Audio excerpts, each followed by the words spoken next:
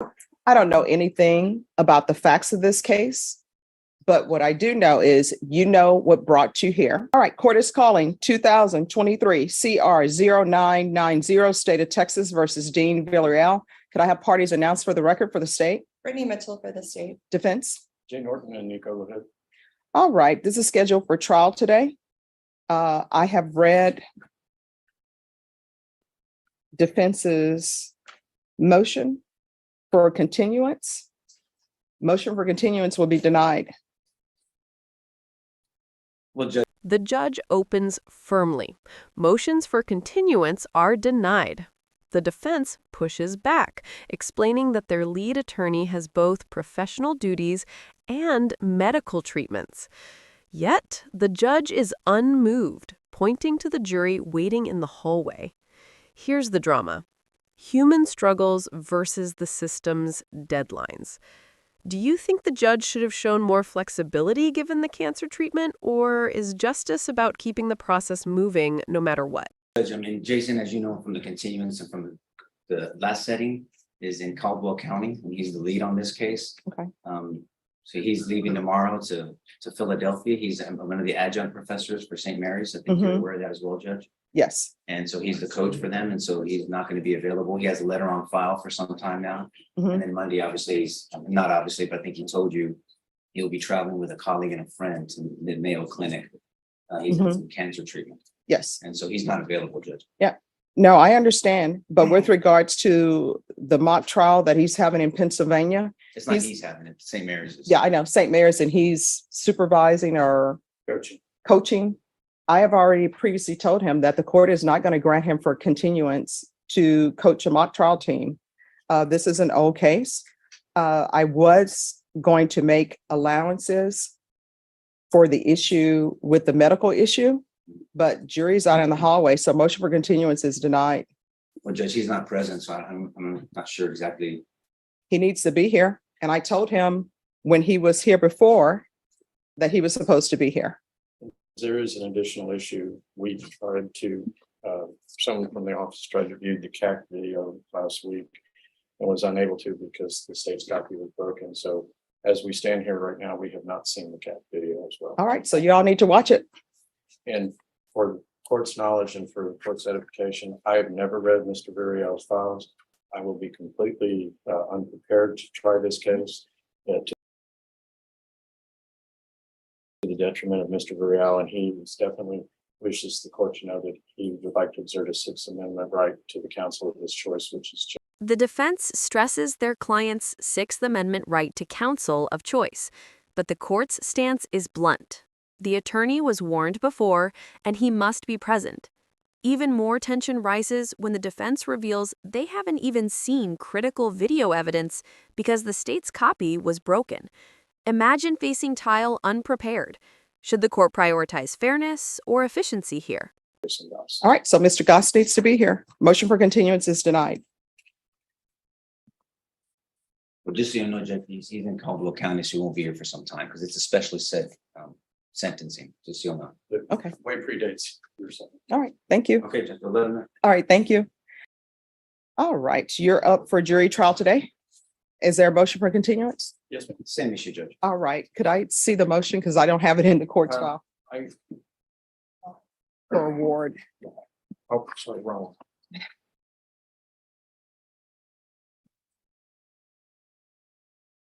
All right, court is calling 2022 CR 7666, State of Texas versus Stephen Ward. If I got to have parties announced for the record for the state, Brittany Mitchell for the state. for the defense.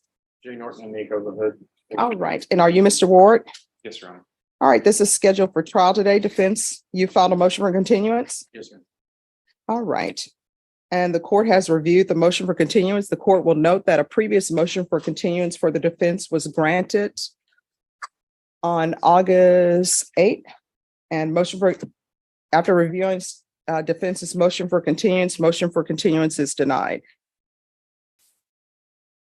Judge, there's an additional issue that I understand from Mr. Goss, who is familiar with the case, and that they are still lacking CPS records availability.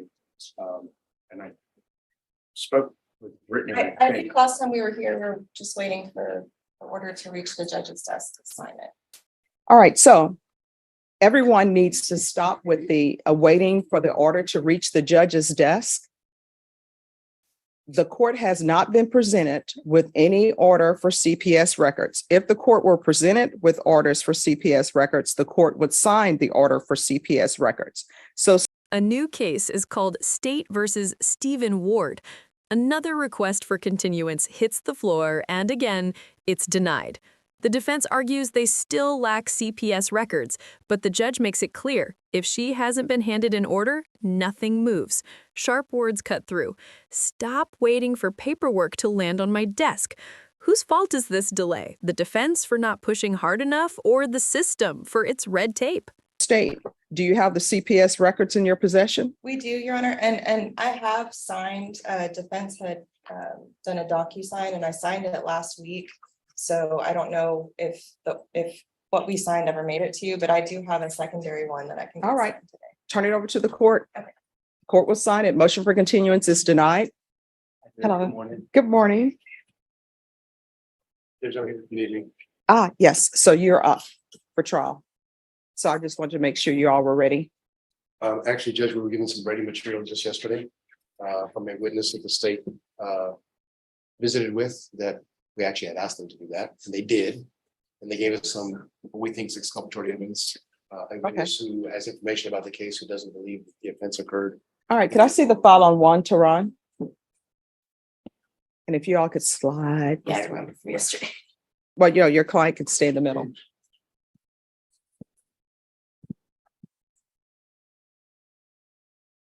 All right, state. So defense is saying that they just received Brady material? Or what they Well, deem to be Brady? Yesterday, defense told us about a witness. They said this witness was gonna say the complainant, they knew of a lie the complainant had told.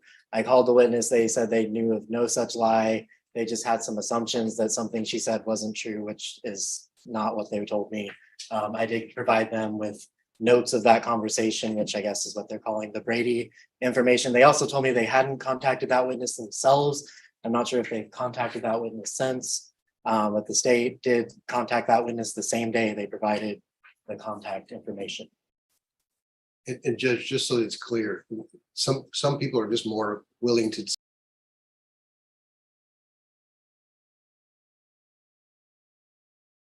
speak to prosecutors than to defense lawyers. Drama deepens when the defense claims they just received Brady material, evidence that could help the accused only yesterday. The state responds, saying the witness offered nothing concrete, only suspicions. The judge reminds everyone that lawyers here know each other and aren't playing dirty games. Still, the defense insists this could be a turning point. If key evidence arrives late, should the trial pause to ensure fairness? And that's why we suggest that the state contact them, and that's. I know. Well, here's the thing. I think all the attorneys in Bexar County know each other. Half of us ended up going to St. Mary's. I do not think or believe that the prosecutors in this court or the defense attorneys that have come before me are doing anything that's not above board. So if you all would like, because to talk to this witness together on the phone, you're more than welcome to do so.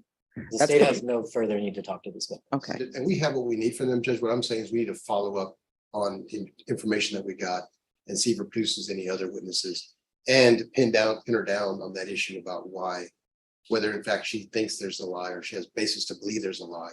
It's not a minor point. All right. So if you all are asking for a continuance, you have to file a motion. I'll put it in writing, Judge. All right. So, and that'll need to be heard this morning. The judge offers a compromise. Both sides can talk to the witness together right then and there. But she makes one thing clear. If the defense wants another continuance, they'll need to file it in writing immediately. This moment shows the balance of power. Fairness on one side, procedure on the other. Viewers, what would you choose? Push for more time or press forward with the trial? I'll put it in writing and Okay. I'll be here all morning. All right. Thank you. Ready? Judge, interpreter's looking up some equipment right now. Okay. All right. Thank you. Always good to see you. Look at you wearing the purple LSU color. I appreciate that.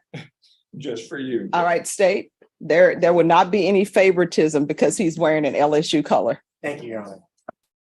Good morning. Judge. Good morning. Always great to see you. How you doing? Good. Oh, you're in purple as well, with a splash of pink. Those are my two favorite colors.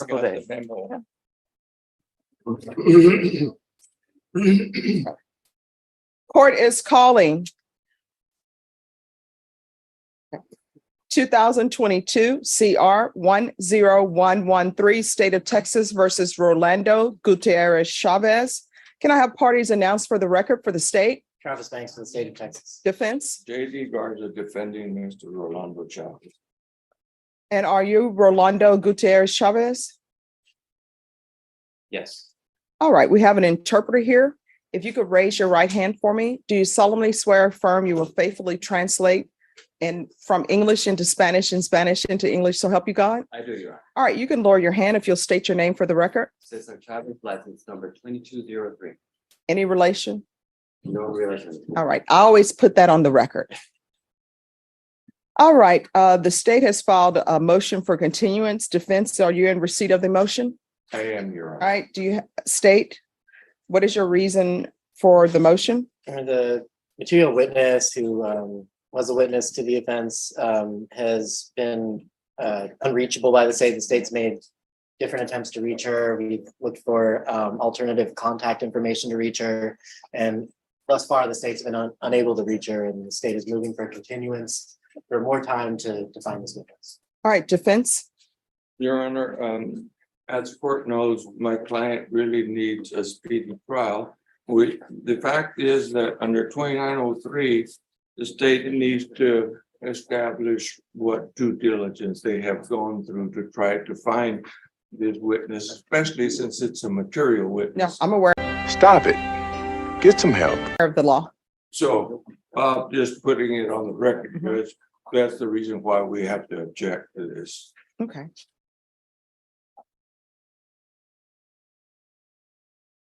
All right. Now we move to State versus Rolando Gutierrez Chavez. The state asks for more time, claiming their material witness is missing. The defense objects, demanding due diligence. The judge isn't impressed. Continuance denied. Then comes a twist. The state moves to dismiss the entire case because the witness can't be found. Relief for Chavez, but also a warning. The judge tells him, "You know what brought you here, and if you don't change, you'll be back again." Isn't it powerful how even dismissal carries a shadow of guilt? Motion for continuance is denied. Your Honor, the state has another motion. Yes. May I approach? Yes.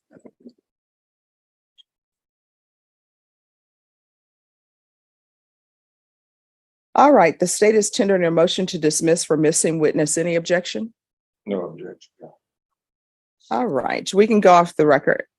Mr. Chavez, this case, the state is just asking that it be dismissed or requesting a dismissal without objection from your defense attorney for a missing witness. So what that means is they're not saying they're dismissing it because the actions did not occur. They're saying they are dismissing it because a witness that they need to prove their case is not present. I don't know anything about the facts of this case, but what I do know is you know what brought you here. And if you don't change certain things, you'll be back again. Do you understand? Yes. All right, good luck to you. Counsel? Oh, we'll walk around. Hey, Travis. People always try to. Jose Marie Cavazos. All right. So I do remember this case, although I don't have any documents before me on this case. Yeah, we are. Jose Marie Marie Cavazos. Marie Cavazos. Is this the case where we're waiting on something? This is the one where my client is in El Paso and we're trying to get a buckle swap to do an Article 64. All right. So where are we on that? Well, the last time we were here, we were going to bench warrant Because everything else had failed. We tried to go through the public defender's office in El Paso. Mhm. We have tried to appoint investigators. Nobody will touch this because of the chain of custody issues. Okay. And yes, and I cannot legally Right. bench warrant him because I don't really have jurisdiction. He hasn't done anything to warrant a bench warrant. He doesn't have a case open. He's Yes. actually out on parole, and that's part of what our problem is. I had checked with Ms. Ferguson earlier, a couple weeks back, and that was kind of the understanding that I got. I tried to wrap my head around this and try to figure out what tools we do have. The only two things that I think we can maybe do is issue a capias or do a writ of attachment. All right, let's do this because the writ of attachment is off the table Okay. for legal reasons. How far is El Paso from San Antonio? Help me out here with my, if I were in Louisiana, I would tell you how the distance between the parishes. I know I've been here long enough where I would know, but I do not know. Somebody from the audience, how far? 60 miles.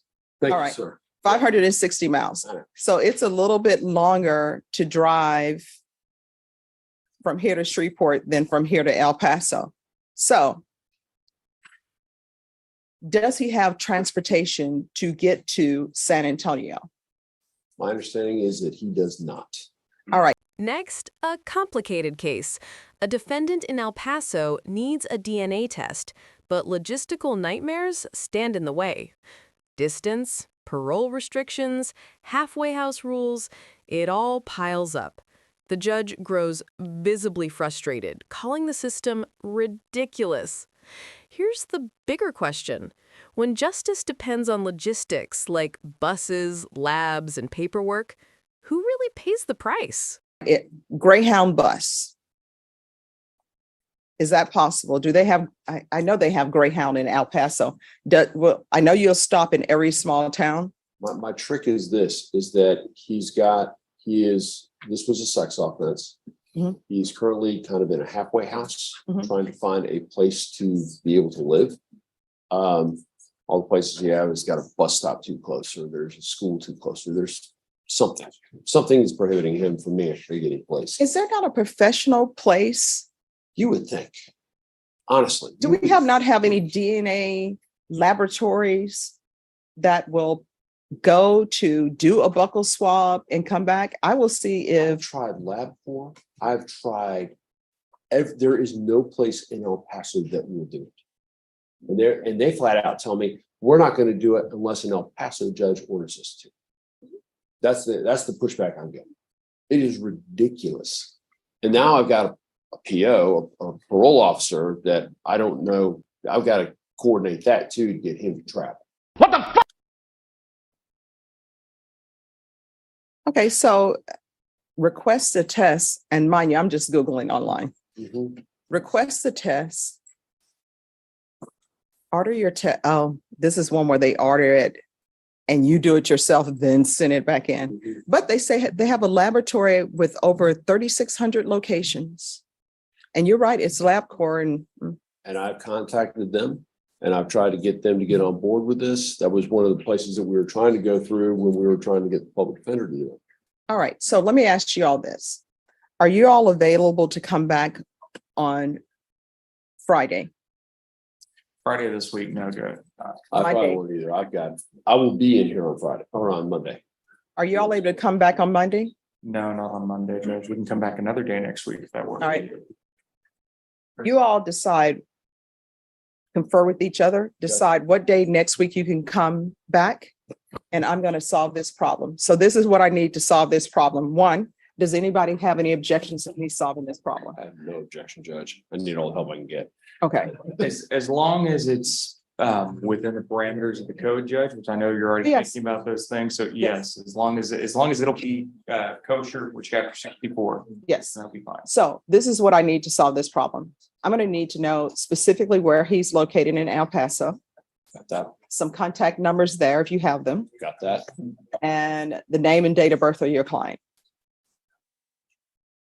I'm sure I've got that. All right, so if you all give that to Norma, and on the handwritten item that you give to her, if you're right in there, this is to be done by this date, the date that you all come back, and I'll make sure it's done. Okay, This Judge. problem The judge takes control, brainstorming solutions live in court. She suggests lab services, road trips, even Greyhound buses. The message is clear. This case will move forward. Despite the red tape, she demands details, addresses, numbers, dates, and promises. This problem will be solved. It's a rare glimpse of a judge not just ruling, but actively troubleshooting. What do you think? Admirable leadership or overstepping her role? will be solved. Thank you. If we all have to do a road trip to El Paso. Flying. All right. Southwest. All right. Thank you all. Thanks, Judge. Appreciate Sure. it.